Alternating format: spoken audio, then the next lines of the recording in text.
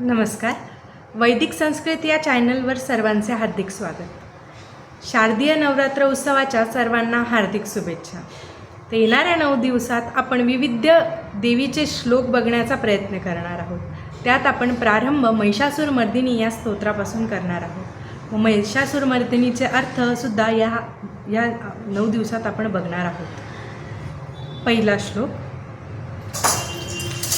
ऐगिरी नंदिनी नंदित मेदिनी विश्वविनोदिनी नंदिनुते गिरिवर विंध्य शिरोधिनी वासिनी विष्णुविलासिनी जिष्णुनुते भगवती हेशिति कंठ कुटुंबिनी भूरि कृते जय जय हे महिषासुरमर्दिनी रम्यकपर्दिनी शैलसुते आई रम्यकपर्दिनी शैलसुते.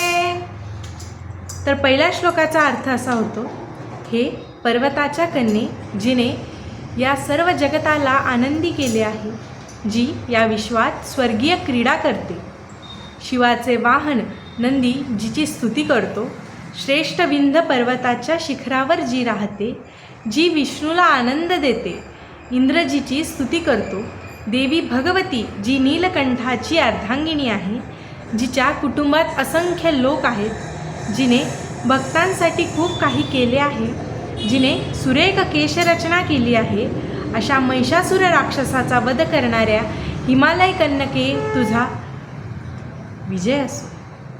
श्लोक दुसरा.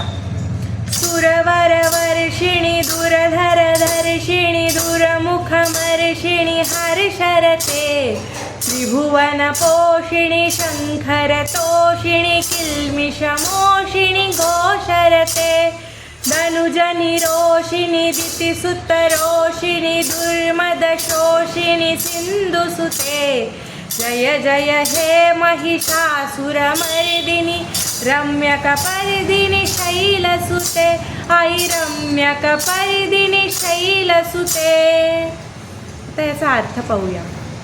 जी देवांवर वरांचा वर्षाव करते, जिने दुर्धर व दुर्मक या राक्षसांचा नाश केला आहे, जी निजानंदात मग्न आहे, जी तिन्ही लोकांचे पोषण करते, शंकराला आनंद देते, पातकांचे हरण करते, घोर गर्जना करते, जी दानवांचा क्रोध दाबून टाकते, दैत्यांवर आपला राग काढते, राक्षसांचा माज उतरवते, जी लक्ष्मी म्हणून समुद्रातून उत्पन्न झाली आहे, जिने सुरेख केशरचना केली आहे, अशा महिषासुर राक्षसाचा वध करणाऱ्या हिमालय पर्वतेच्या कन्यके तुझा विजय असो. श्लोक तिसरा.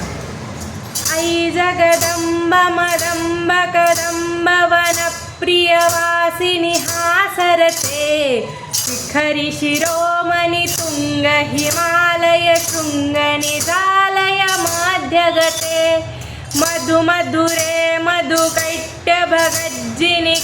कैट्यभगज्जिनि रासरते जय जय हे महिषासुरमर्दिनी रम्यकपर्दिनी शैलसुते आई रम्यकपर्दिनी शैलसुते.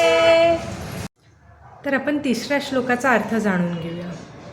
हे सर्व जगताच्या आणि माझ्याही माते, कदंब वृक्षांच्या राईमध्ये राहणे जिला आवडते, जिला हास्यविनोद आवडतो, जी उंच हिमालयाच्या शिखरावर असलेल्या आपल्या घरात राहते, मकरंदासारखी गोड असून जी मधु आणि कैटभ या राक्षसांचा तिरस्कार करते, कैटभाचा पराभव करून त्याला दूर पळवून लावते आणि त्या सगळ्या गदारोळात जिला मजा येते, जिने सुरेख केशरचना केली आहे, अशा महिषासुर राक्षसाचा वध करणाऱ्या हिमालय पर्वताच्या कन्यके तुझा विजय असो.